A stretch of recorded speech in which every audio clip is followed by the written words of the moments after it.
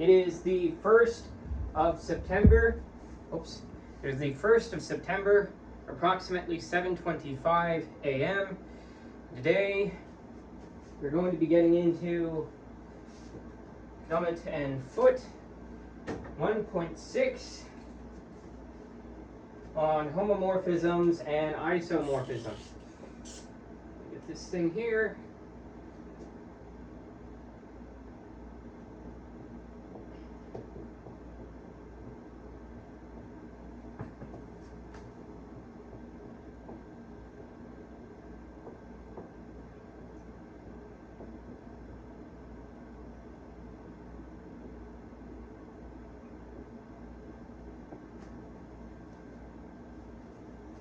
Camera check. Looking nice. Okay. So the historical context, the language of homomorphisms captures structure-preserving maps between groups. Rather than studying a group in isolation, we compare it to others via maps that respect the multiplication. This viewpoint unlocks classification results, reduction of problem from one group to another, and ultimately the fundamental isomorphism theorems. It's a way of kind of looking, I guess you could say, top down from the most abstract to the most concrete in a sense. If you see groups as a concrete sort of thing in comparison, which you can, which I do, especially if you keep on going and you go to the realm of the more abstract categories, right? But yes, okay. So let's go ahead and get into a definition here.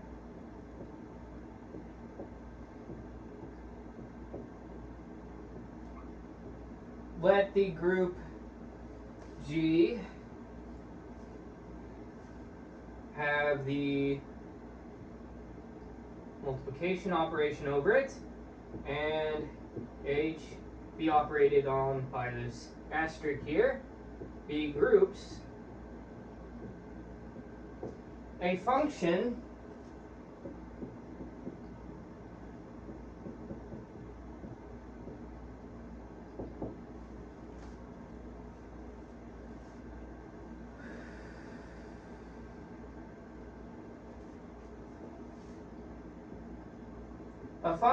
from G to H is a group homomorphism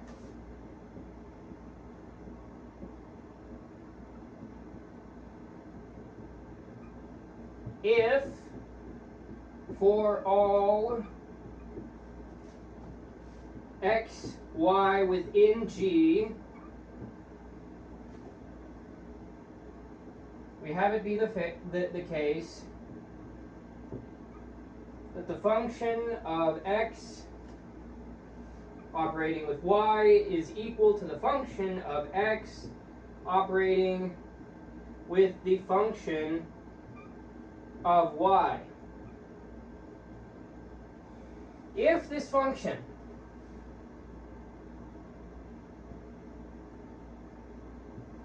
forgetting the Greek letter at the moment, which is ridiculous, but there it is, I'll just refer to it as the function, is bijective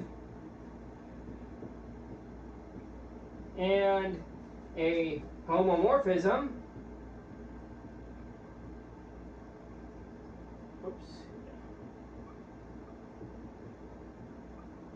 then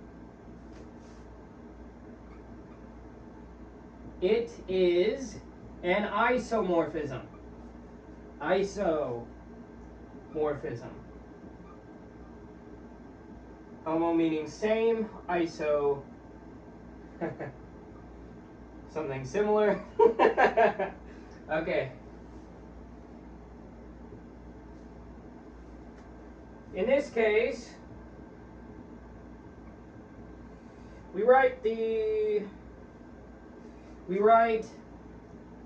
G, this is a symbol which means roughly equal to, but we're using it to mean G is isomorphic to H. Camera check.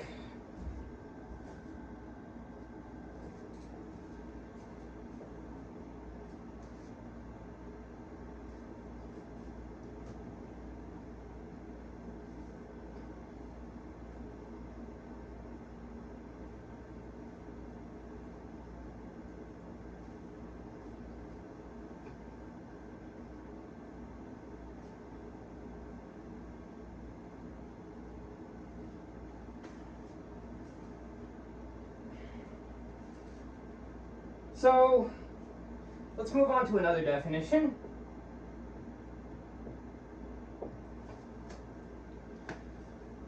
For a homomorphism,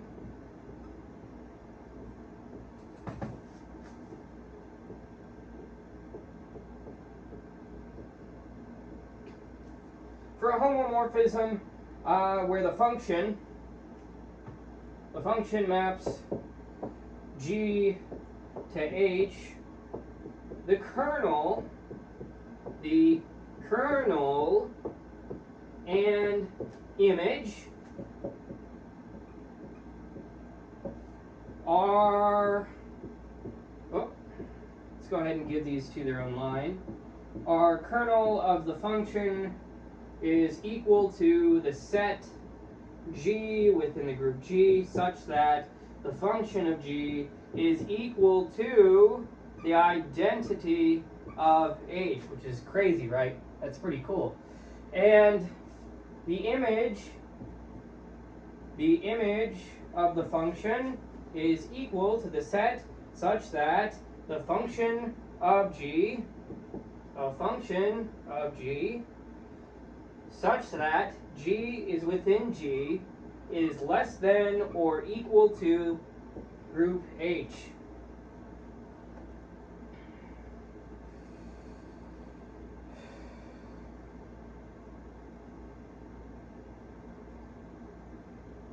So yeah, any value that you'd have, like the set of values that are within this would be less than H. Interpretation, because otherwise, like, why wouldn't you use cardinality or order, right? So at least that's what makes sense to me so far. We'll look into this more. So okay, so now we've got two definitions on the board. Well, we had another definition on the board. Now we've got two definitions that we have discussed, we've gone over rather. Now let's move on to a proposition.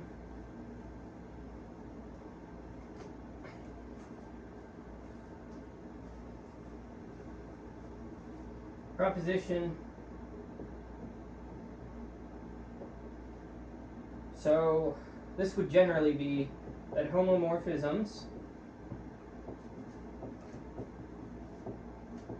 preserve identity, inverses, and powers.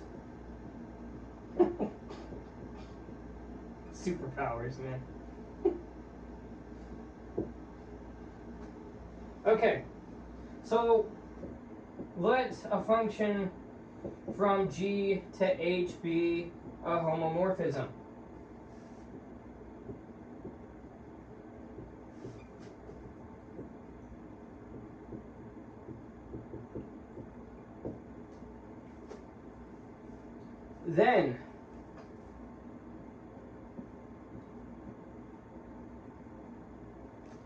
Then we have three properties. One, the function of E sub G, the identity of G, is equal to the identity of H. It's pretty crazy, right? And pretty cool. The function of the inverse of X is equal to the inverse of that function of X for all X within G. 3, the function of X to the power n is equal to the function of X to the power of n. So, note the subtlety there, right? So, for all n within the integers and X within the group G. And this is important, this is where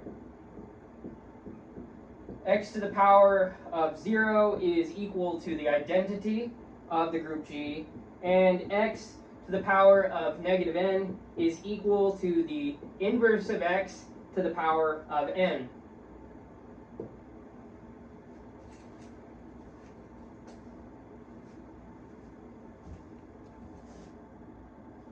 Right. Now we're going to move on to the next part.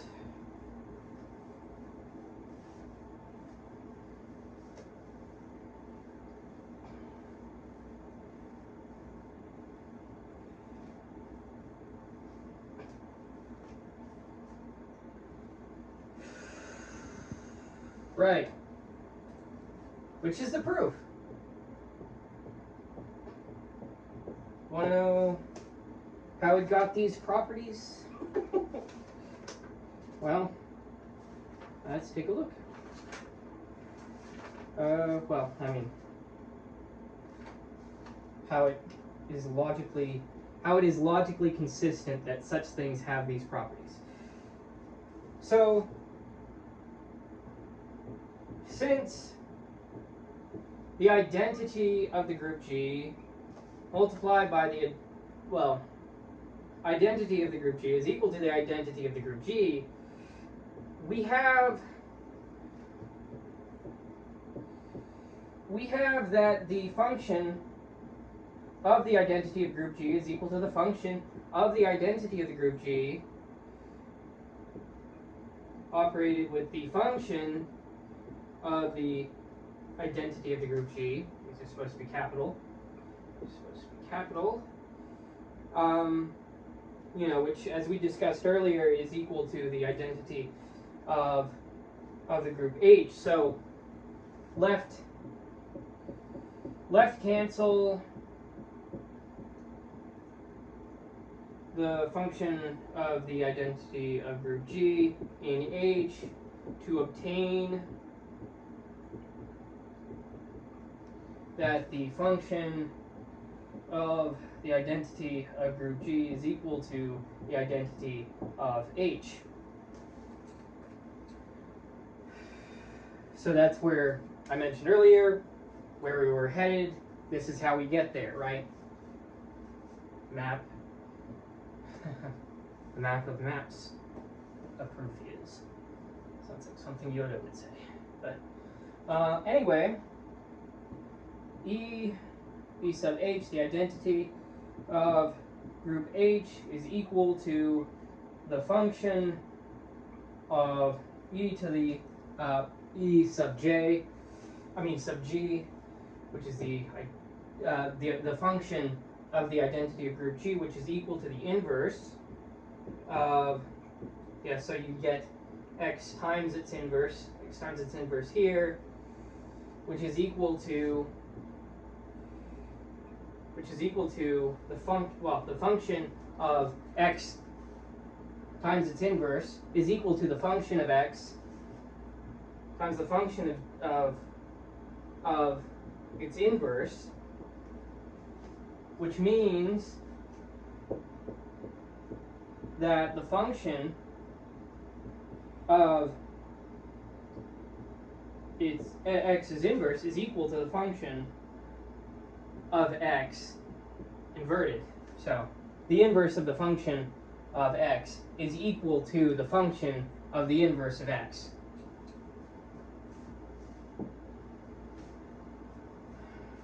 So there's 2. Let's move on to 3. Check this. Good to go. 4. N is greater than or equal to 0. We use induction.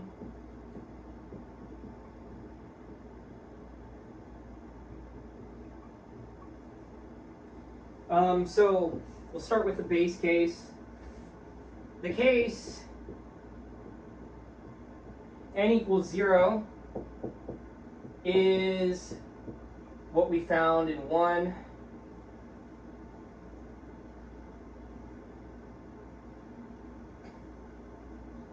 Yes, okay. And the function of x to the power of n plus 1 is equal to the function of x to the power n multiplied by x, which is equal to the function of x to the power of n times the function to the power, the function of x,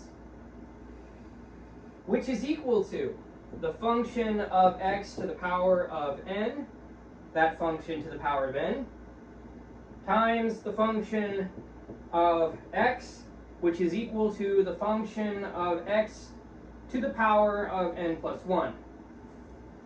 So the function of x to the power of n plus 1, and for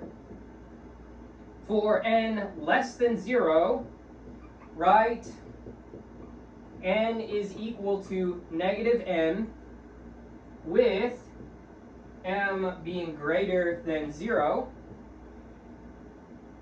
And what we find then is that the function of x to the power of n is equal to the function of, open parentheses, x, the inverse of x, close parentheses, all of that to the power of m, which is equal to the function of the inverse of x, the function of that, to the power of m, which is equal to the function of x to the power of negative m, which, forgive this, but I'm going to have to cut across here and put like another thing over here, which is equal to the function of x to the power of n, as we defined it earlier. Remember, we defined n to be equal to negative n, and so we have it there that our three properties hold. And there completes the proof of that proposition of the three properties preserving identity, inverses, and powers for group homomorphisms.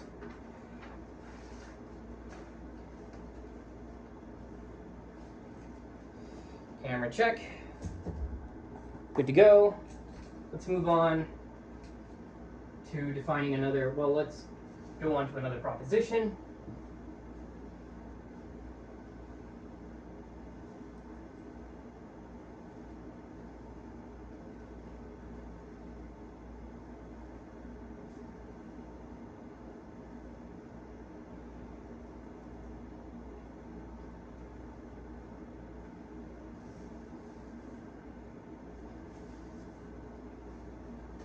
Right, so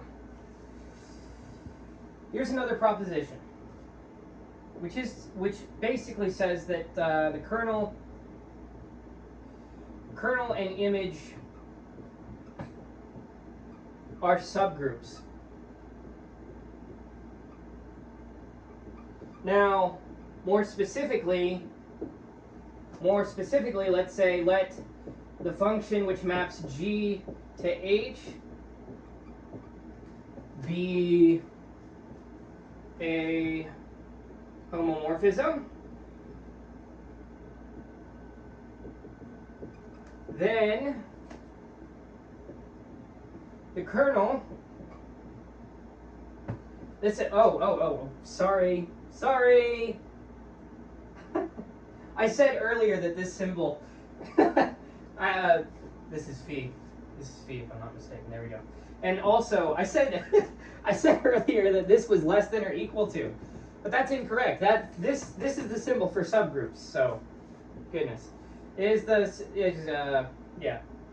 also the symbol for subgroups. So that's something worth noting.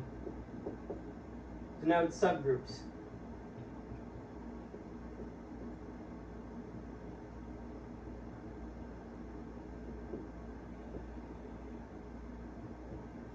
So then the kernel of phi is a subgroup to G, and the image of phi is a subgroup to H.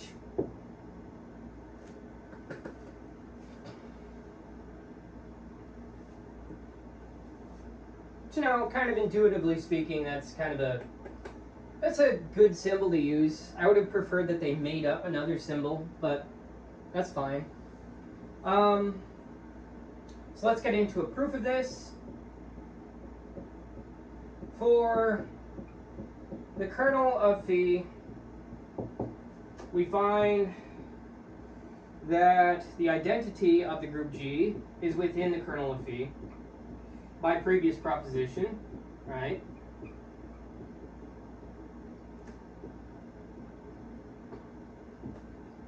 If AB is within the kernel of phi, then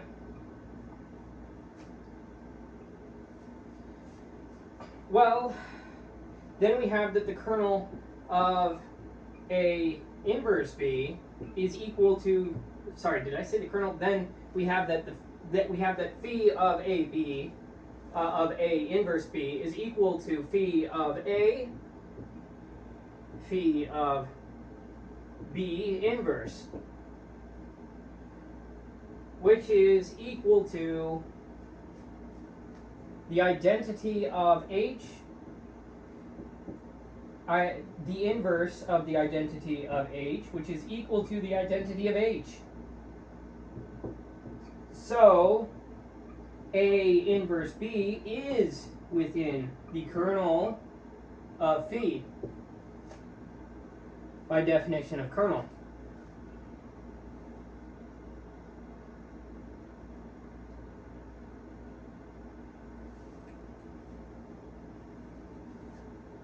And if I'm messing up the Greek letter, that means I've lapsed in memory, so just bear with me for that until I correct it. But for now, we're just going to call it phi. So for the image of phi, if phi, y sub 1 is equal to phi of A, and y sub 2 is equal to phi of B, lie in the image.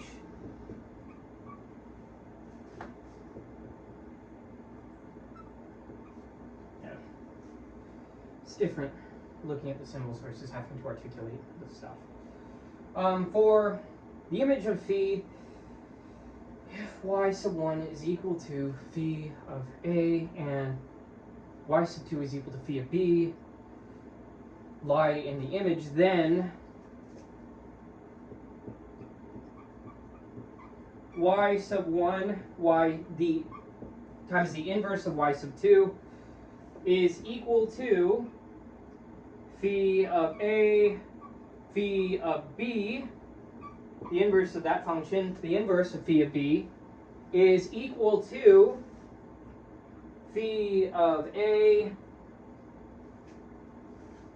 phi of A, phi of B, phi of the inverse of B, sorry. So then y sub 1 inverse of y sub 2 is equal to phi of A times the inverse of phi of B, which is equal to phi of A times phi of the inverse of B, which is what? Which is equal to phi of A inverse B, which is in the inverse of phi. I mean the image of phi.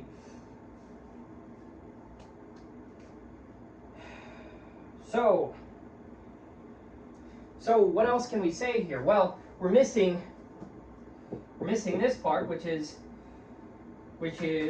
also the identity of H is within phi is equal to phi of G, which is within the image of phi, which means that the image of phi is subgroup to H. So there we go.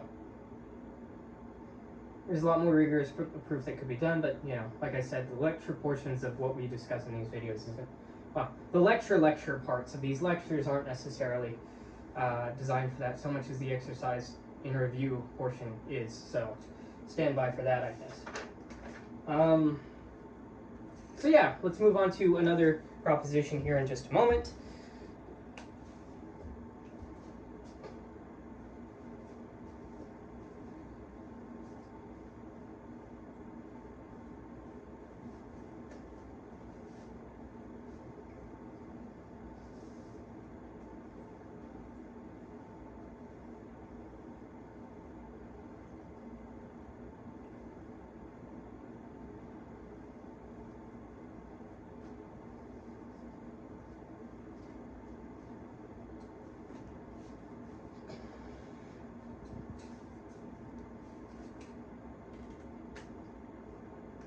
So let's go on to a proposition which discusses injectivity in a kernel, since that's a big thing. There's like some things where it's like it's kind of impossible to talk about the kernel without talking about injectivity. So a homomorphism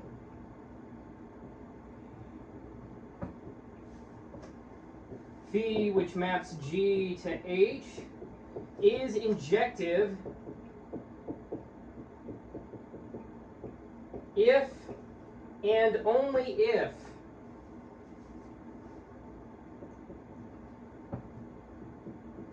the kernel with respect, well, the kernel of phi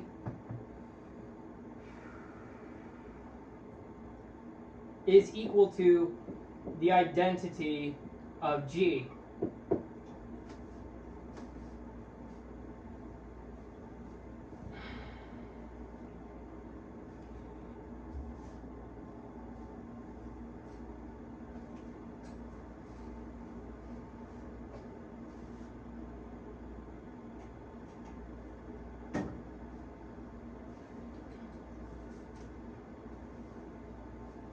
All right, so let's get into a proof of this.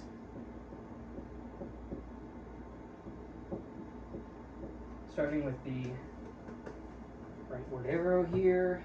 If phi is injective, if we assume that phi is injective, and x is within the kernel of phi, then phi of x is equal to the identity of h, which is equal to phi of the identity of G. So x is equal to the identity of group G. Fair enough? Fair enough. Now, if the kernel of phi is equal to the set containing containing the identity of G, and phi of x is equal to phi of y, then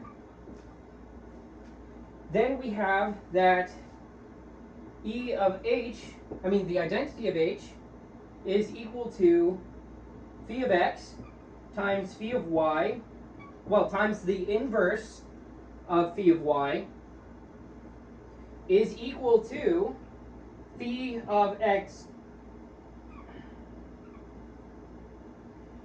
inverse y. So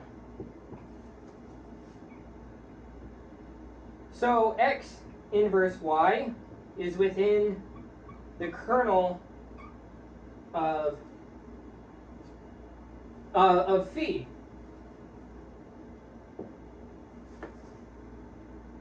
And ergo, x inverse y is equal to the identity of group G, which is to say that x equals y.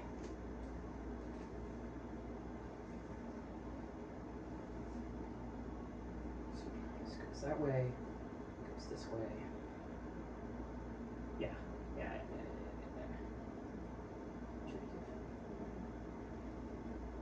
There's more to be said about that, but yes.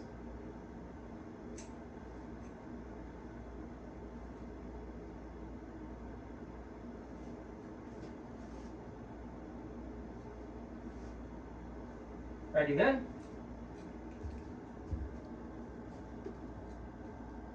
Now let's get into a discussion of isomorphisms and invariants.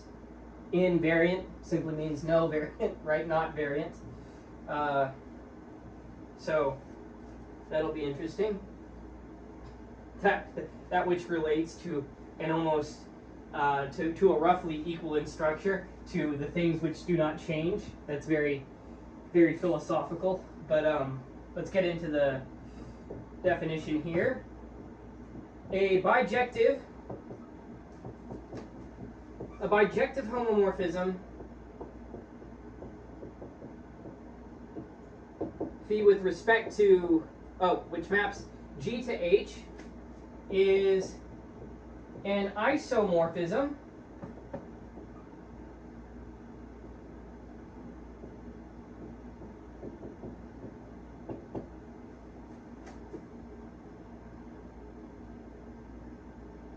a bijective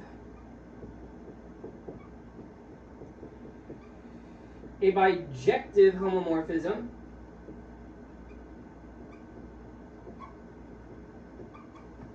that maps G to G is an automorphism. Not a deceptive morphism, an automorphism. Right? It's good. Okay, that's enough. That's enough of it. Okay, so the set of automorphisms,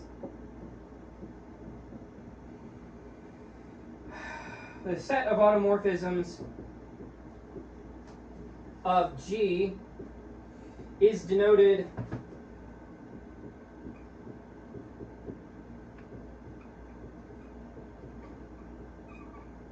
so this ought of G, this ought to be G, no, but this ought of G. And this is with composition as the operation. Which by the way, if I ever use like times or like something like in place of like operates in operation with, like just replace the multiplicative idea with whatever it's operating with.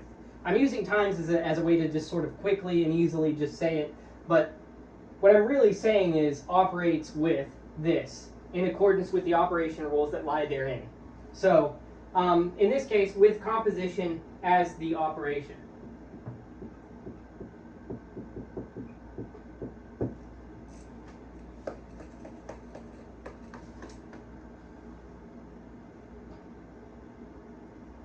Which is interesting because, earlier, how is it we defined isomorphism more directly?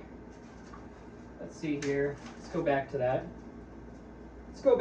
Because it's worth pointing out. So a bijective homomorphism from G to G is an automorphism. But if it's from G to H,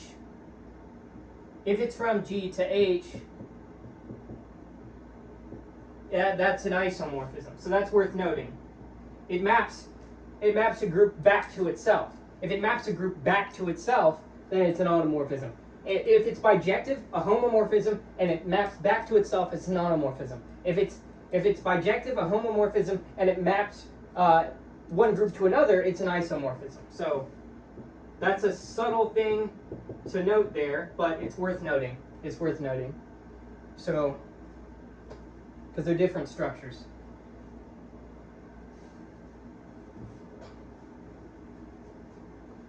Now,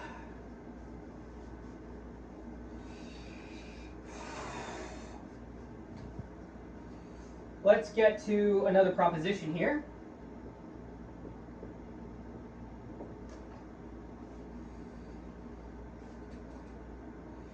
Which is the inverse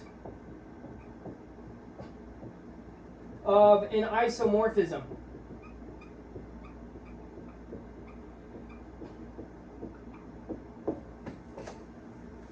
Oh boy. So, if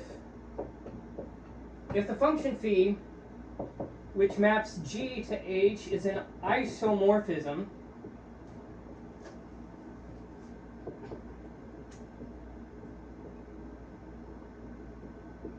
then the inverse of phi, which maps H to G, is also a homomorphism.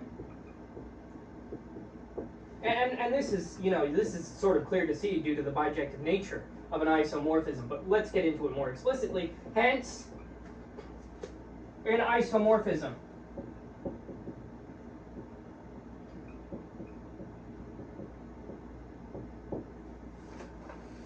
Oh boy. Okay. So let's get into the proof of this. Rough proof of this, right?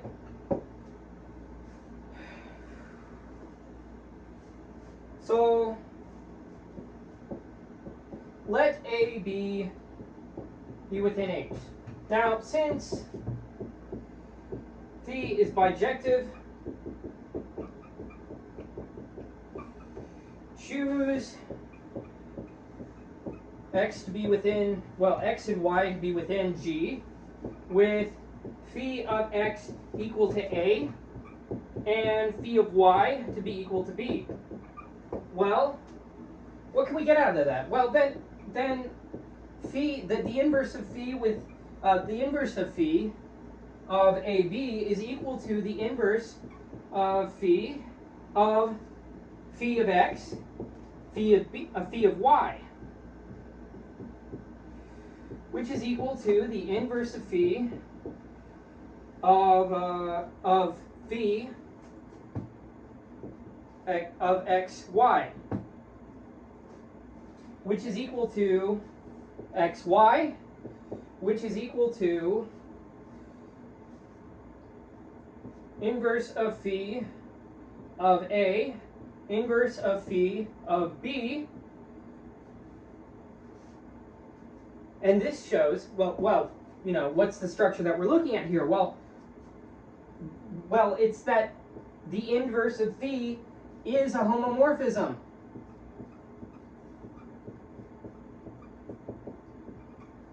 I think I'll have to make this a two-parter because we are out of time for now. All right.